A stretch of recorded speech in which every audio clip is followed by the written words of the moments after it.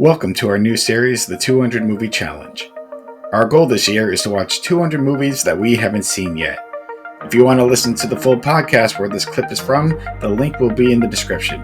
Now enjoy today's movie.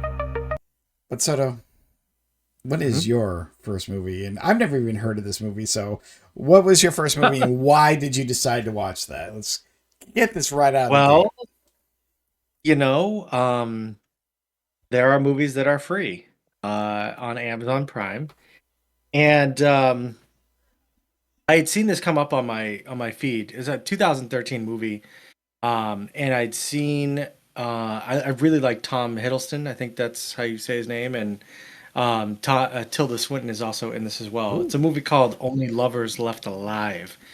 Directed by Jim Jarmusch. So if you've ever seen Ghost Dog, Way of the Samurai, or the Johnny Depp movie Dead Man, where Johnny Depp does not talk throughout the whole entire movie, Jim Jarmusch is definitely his own kind of style. He's a kind of a visionary director that people know and love. And so I said, okay, yeah, sure, I'll give it a shot. Um, so it I haven't seen a lot of these movies, and usually when I do see movies like this, I kind of hate them. And I'll give you the overall kind of vibe. It's basically surrounding these two characters who are vampires. They've been vampires for a long time.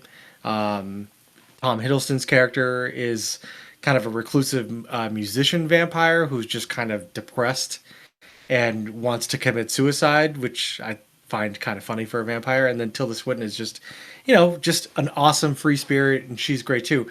I want to just say I love everything that she's in. I think she's a great actress, and she's really good in this as well. But this overall kind of movie, it's more of a vibe, if that makes sense.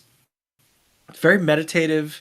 It kind of just follows along their lives. I wouldn't really say that there's a traditional three act structure. It's kind of just like things happen and one thing happens and another thing happens.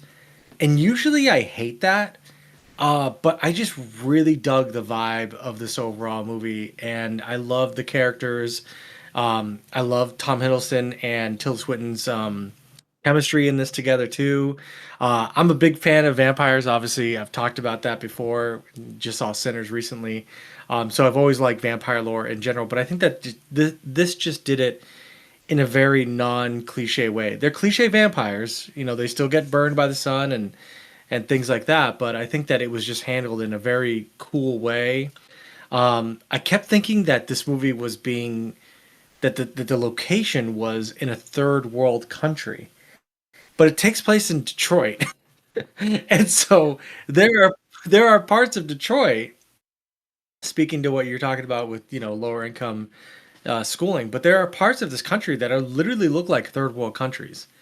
And parts of Detroit was obviously a big booming auto town, and that's what made Detroit what it is. But they were filming parts of this in really dilapidated parts of Detroit that just made me think that this was another country. But I thought at points it was like Russia or some shit. But it was Detroit the whole time, and again, it was brilliantly shot. I enjoyed it. I enjoyed Tom Hiddleston's performance, especially, and I just dug the vibe. I dug the vibe throughout the whole time. I dug everything that happened in it, as it kind of journeys through like just their lives and how they're immortal and everything, and just how everything kind of gets old. And there's little kind of funny call outs, like one of their friends was Christopher Marlowe, who actually was writing all of Shakespeare's stuff, behind the scenes. But overall, I can't recommend this movie to anybody. I want to be very clear about this. I would never, if you were in Blockbuster Video and you were asking for a recommendation, I would never recommend this movie to anyone else. I felt like it was a very individual experience that I had with this movie. I just happened to really like it. I just liked everything that I would do that this movie was doing, but that liking of the film was very private for me, if that makes sense. I just know that nobody else would like this movie as much as I did, as I did. I just thought it was great, and I even thought the ending was hilarious too. But I can picture a lot of people hating this movie. But if you're into stylish, kind of vampire, moody, sort of meditative, kind of talking about the idea of being vampires. We're having some really kind of cool scenes and dialogue. You might want to check this out. But I personally enjoyed this movie a lot, and if you're a fan of Jim Jarmusch, probably you would like this as well. But yeah, this was definitely a movie I enjoyed. So, when it comes down to where I would rank it, I'd rank this as a solid 19 on my list. That's going to be right behind Ballerina and in front of Inherent Vice. I think it's going to crack my top 20. So I really like this movie a lot. No, and I understand you. There's definitely sometimes movies that that you love that other people wouldn't love, or just because you have a weird, not you personally, but just what you like, weird I do. niche stories and stuff like I that. do. Well, no, I know. I'm just saying you're not the only one. There's other people who like different kind of movies. It's their style, and I just, again, going back to the blockbuster days, I remember telling customers like, yeah, no, I like this movie. It's my style. For you though, I'm like, you can take the chance if you want, but it's probably not for you. But yeah, no, I mean the No, movie. I never saw Ghost Dog. That's been weirdly enough. That's the one with Forrest. No, Force Whitaker. yeah, okay, Forrest Whitaker. I was thinking someone else for a second. I was just trying to remember the cover, and I never saw that. I always remember, oh, that's interesting. And same with Dead Man, which I didn't even know Johnny Depp never talked in that, so I didn't know much about Trust it. me. My wife reminded me of that. As a big Johnny Depp fan, she reminded me of that fact throughout the entire movie. This one as well. So anytime Jim Jarmusch or Dead Man gets brought up, she's like, Johnny Depp never talked in that movie because she watched the whole damn thing because she loves him. So And how disappointed was she from that?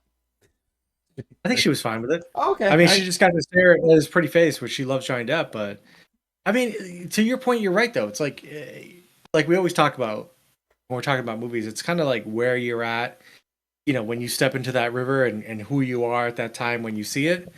Um, any other actors or any other kind of directors in a different time, and I would fucking hate this movie. But I just happened to watch it. It hit me at the right time. I enjoyed it. It was great, and I just felt great vibes. And sometimes a movie, if you're gonna do a vibes movie that doesn't follow a three-act structure, A, you're not gonna get a lot of people that are gonna watch it. And B, it's gonna be just very like specific to the audience that you're crafting it to. Because not a lot of people go to the movies for a vibe, if that makes sense. correct. That kind of thing doesn't really work. Like I felt like Tree of Life that I saw earlier this year. I find Terrence Malick to be a genius, but that's a movie where I didn't.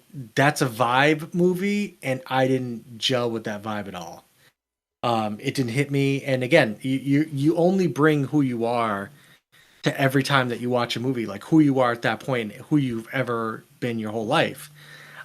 So when you're trying to explain movies to other people and you're trying to like convince them to watch those movies, you're also trying to have people see your specific point of view sometimes, and that's very difficult. Because as you know, and you and I both obviously, we've known each other for a long time. We don't know each other's perspective 100%. So trying to tell a stranger your perspective and why you like a movie and convince them why that movie is good is like incredibly like it's impossible. I happened to watch this movie on whatever day I watched it, and I really liked it. And when I think back on it, I have positive feelings, and that's what I can say about this film.